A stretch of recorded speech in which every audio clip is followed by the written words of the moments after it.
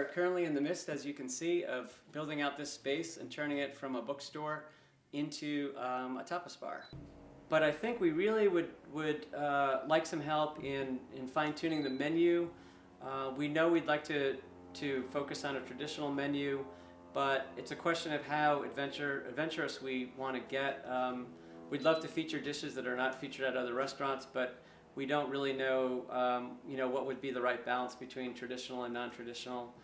We'd like to basically make it a traditional tapas menu featuring some classics like gambas al ajillo, croquetas, tortilla española.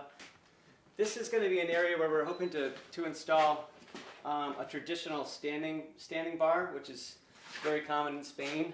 Over near the window, which looks out on our patio, we're going to have some high two-tops.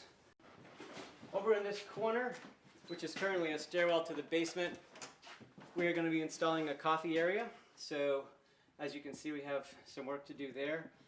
This room is going to be fun because it communicates directly with the kitchen, which is right over here. What we'd like to do is have a very large table that might fit 11 people right in the center of the room.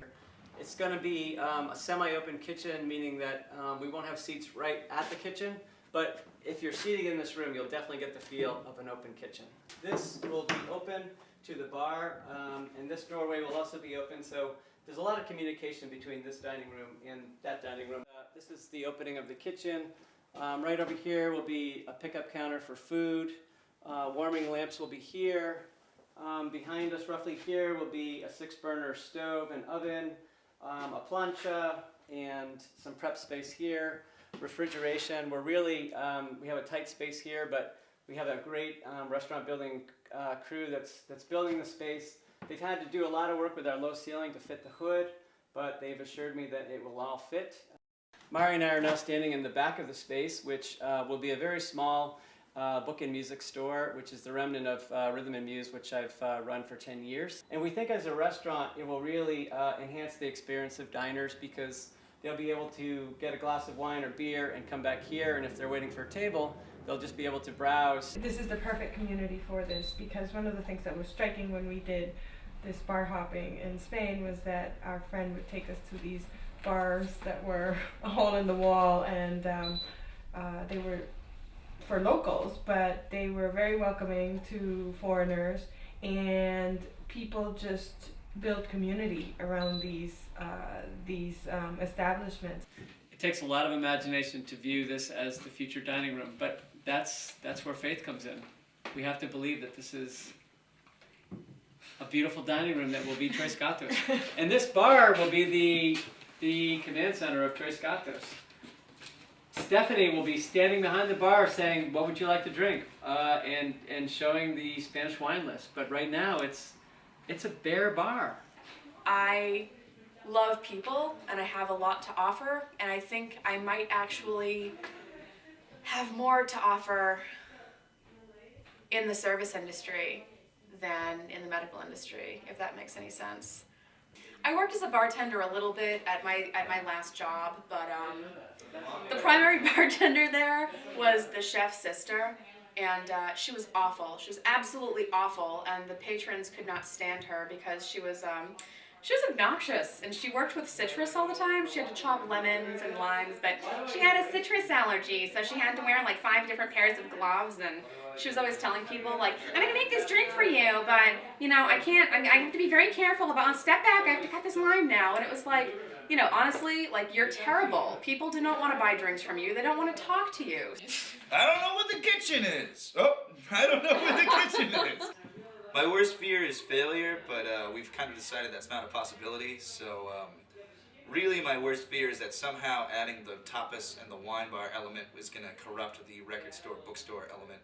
We now have a place, unlike at the bookstore, we now have a place where we can serve food and wine and make people feel at home. Mm-hmm. And there's so many active nonprofits, there's so many active organizations in town that need places like this to host events. Right. Including the store's book group, which has been inactive for 6 months, and That's where they belong, at the common table. And so when they first started throwing out ideas about the restaurant, it was kind of like having our pirate ship, because we always dreamed about having this pirate ship, but obviously it was just a dream. Like, we weren't really going to have a pirate ship, but to us it was very real. And the restaurant kind of sort of felt like a pirate ship, because we were talking like we were going to do it, but it, you know, how many people are really going to start a restaurant, right? So then we got the cart ahead of the horse. We started talking already about the t-shirt design. So these are all the t-shirts we're going to sell at the restaurant. So a lot of them were pirate based.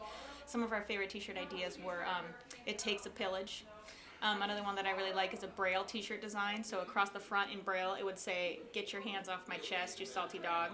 And this is our dining room, but look at this. We have construction equipment. We have What's up with that wallpaper?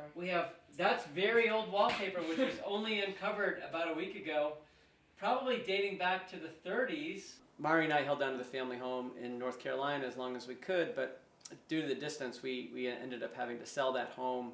The proceeds from the sale of that home actually went into the purchase of this building. So there's a big connection for us with my parents. We did manage to get a commercial loan from a local bank, which has been great. But they're only financing a little over half of the project. So we realized that in order to make this happen, we really needed to devote our life savings to the project.